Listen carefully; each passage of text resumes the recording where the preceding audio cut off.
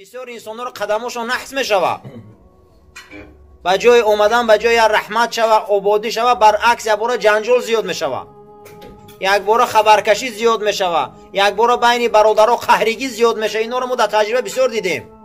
فقط دعا کنیم در حق امی کلینو که خدا قدمشون برکت کنه، امی بیاید سرجمی شوه، صداقت شوه، رحمت شوه. حضور جناب پیغمبر صلی الله علیه و سلم ده صحابه میبیا میگه فرستاده خدا، میخواهم که صاحب فرزندای خوشرو، صاحب فرزندای به تقوا شوم.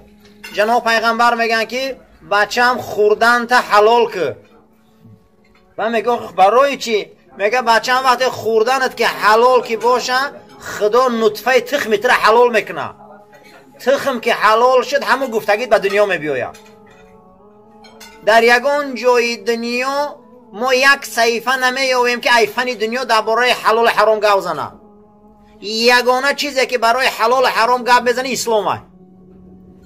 دنیا بسیار پیش رفت، من فنی متماتیک و فیزیک و شیمی و همش بینه یگان ورق برای حرام حلال میاویم. فقط برای پیشروی خلاص. یگانه دینی که ما را اینقدر تاکید میکنه که تخم تونه تازه کنه اسلامه. گفت امام غزالی که دنیا خواه و اسلام بیداره. یکی ای بیداری اسلام همینه که همه ما را فقط میگه برادر رو حلال خره، حلال پوشه، حلال گوه، حلال بوکشه. برای همین همه این تاثیر داره. حضرت رومی ارواحش نمرم میگه قرض است کرده های تو بر دوش روزگار. همین چیزی که در دنیا میمون میکنه میگه و قرضه. میگه قرض است کرده های تو بر دوش روزگار، آید به وقتی خیش آن دم ادا کنه.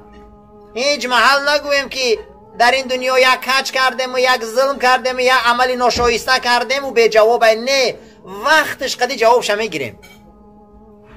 برای همین این پیامبر آمد ما را میگه نیکی کنی. برای همین رسول الله آمد ما را میگه راست گرده، راست گوه، راست خره، راست پوشه، حلال خره. در 131 جای قرآن الله جل و علا شانه میگه بیادیک الخیر، درگاه من همش خیره. در یگان جا نیامده که خدا گوه درگاه من بده. درگاه ما خیره میگه. برای همین همین معرکه خیره، قدم مسلمان خیره، سلام مسلمان خیره، آغوش مسلمان خیره، نفس مسلمان خیره. و کسی که مسلمان کجله میفهمه و منافقه. یگانه چیزی که پیامبر قدی امتش بد میبینه، منافقا بد میبینه. برای که امت واقعی رسول الله خیرخواهند. حتی که رسول الله صلی الله علیه و سلم بینین که حدیثی گوهر بارشونه که و فی کل کبدین رطبتین اجرون، هر چیزی که جگر داره دوای خدمت که نگو ثواب میگیره. نبین هر چیزی که جگر داره، چارپا رو علف دادنش ثوابه، سگ آب دادنش ثوابه.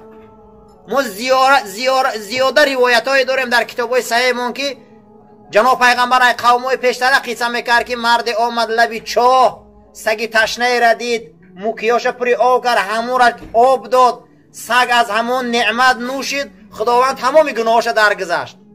و پرسیدن فرستاده خدا آیا ده همین ثوابه؟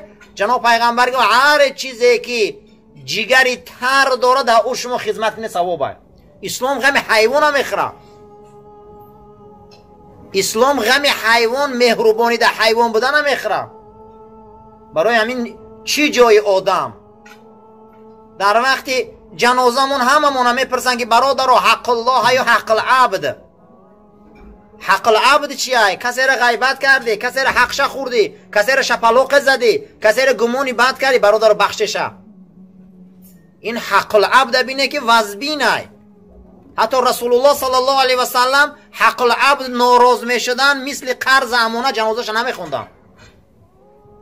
انا همین دنیا ده این ماه رمضان میبیه برادرای عزیز نمیجم میشینیم باید ما حق العبد نداشته باشیم، بخشیم. اکثریت کارو با توبه حل نمیشه و برفته با بخشش او انمو توبه او. یا آدم یا شفلاق زدیم بخیر نمیشه که ما توبه کردیم، نه رفته بخشش برسیدن در کارای. یک انسان بنو حق حقش خوردی، من توبه کردم، نه میری برادر ما حق تدمی کار کرده بدیم. آیا تو روزی یا نه؟ یعنی بیو همین خیل بسیاری کارا را توبهش به کردن ای. الحمدلله اینا بالای سر مونده موی بزرگ میبیو، اینا همین موی انسان ساز ای، آدم ساز ای. قدم مسلمان همش برکت ای.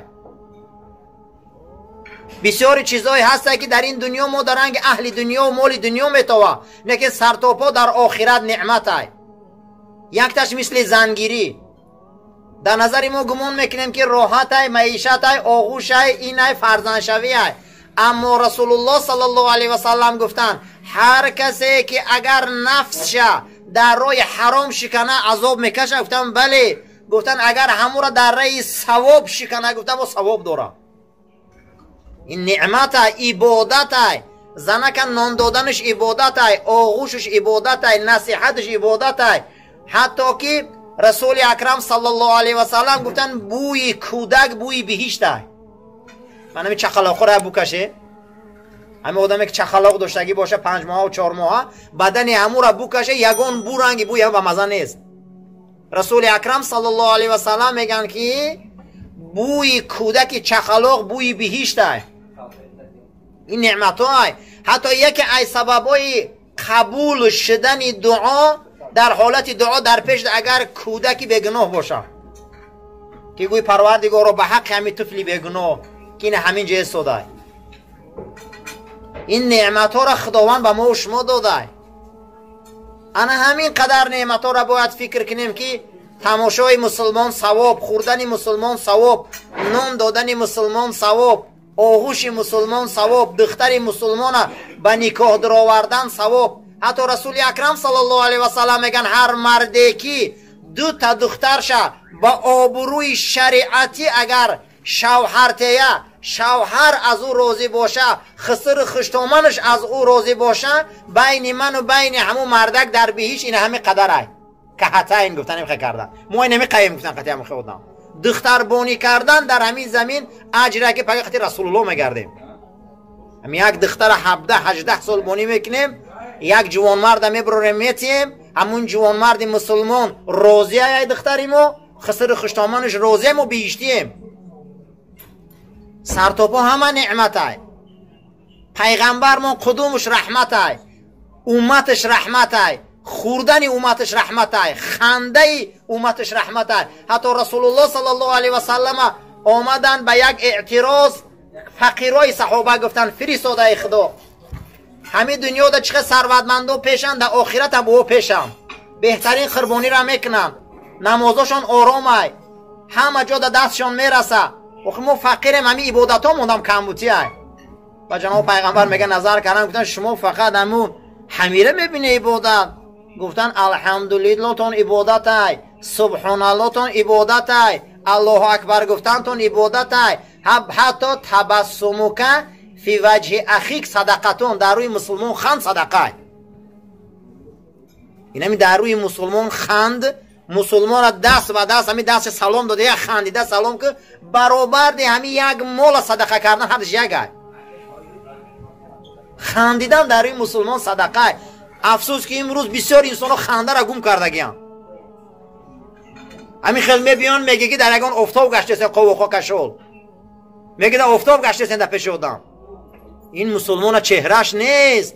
قرآن میگه اشداء علی الکفار، این مسلمان ها در کفر در نوعدالتی قوق میگیرانن و رحما و بینهم، بین یکدیگریشان خیال میکنه که از یک اتاوچه به دنیا آمدگیم. ما بین من صفامون باید رنگی یک پدر مادر به دنیا آمدگی باری باید خندیم در یک دیگری ما در کار نوعدالتی به انصافی، در کار نافرمانی خدا و رسول باید قوق گیرانیم، نسبت یکدیگری ما باید تبسم کنیم. پیامبر اکرم میگه خنده در روی برادرت میگه صدقه. این همین چقدر برادر ما صدقه داد یک تا باب در روی هر یک تی ما خنده با انم قدیگه صدقه ثواب میگیره. این وعده خدا های الله جل و علا شانه ثواب میگه به اندازه یک دانه سنبله گندم شما میپرتایی، از یک دانه گندم میگه 7 دانه خوشه میبرو، هر یک خوشه تا 57 تا 70 دانه داره. اینا بینین که یک دانه چند دانه میته ثواب میگه میای. یک دانه مکجگاری چند دانه مکجگاری میتیه حسابی را خدا میدونه ثواب نمیاد. حضرت ابو هریره را پرسیدن که در عهد رسول الله مصافحه بود؟ گفت بله. گفت مصافحه چیه؟ گفت کف به کف سلام میکردیم و میمالیدیم خوبی. بعد از اون رسول الله گفت که هر مردی که تصافح رجلانی دو مرد دست به دست سلام میکنن کفای دستشون از دیگری جدا کردند خداوند همه گناههای خودشون میبخشه. سلام مسلمان رحمت های، آغوش مسلمان رحمت های. یک نعمت های دینی ما داره، یک بزرگی های داره. برای همین نصیحت من همینه برادر عزیز که دین ما همیه. جناب پیغمبر صلی الله علیه و سلم گفتن که صدقه و احساناتونه در آدمای با تقواته. برای که آدمای با تقوا هم دعا میکنن هم عبادت میکنن، هم دعاشون قبوله هم در عبادتشون شما در ثوابش کوشه. نام خدایتش حکیمه. معنی حکیم همینه که هر یک چی را در جاش خداوند میمونه و حل میکنه. البته خیر همه در درسته، لیکن باید ما حکیمانه فکر کنیم که کی در درسته. یک انسانی در تیم که با همون پولی ما روی فاحشگی کنه، یک انسانی در دستگیری کنیم که روی با همون پولی ما قماربازی کنه، این حکیمانه نمیشوه، در این ثواب نمیشوه. بله خیر همه در خوبه، لیکن مسلمانی با تقوا ده و خوبتره. برای همین برادران با سبب خوردن این طعاما، این ضیافت هایی که برادرمون کرده، انشالله نماز که خونده بود حقش دعای خیر کنه که خداوند گذشتش رحمت کنه، فرزندای خوبش ده، پروردگار در خاندانش عزت و ابرو زیاد کنه و شاید سبب شوه که زنش در خونش آمدن برابر برکت بیاره.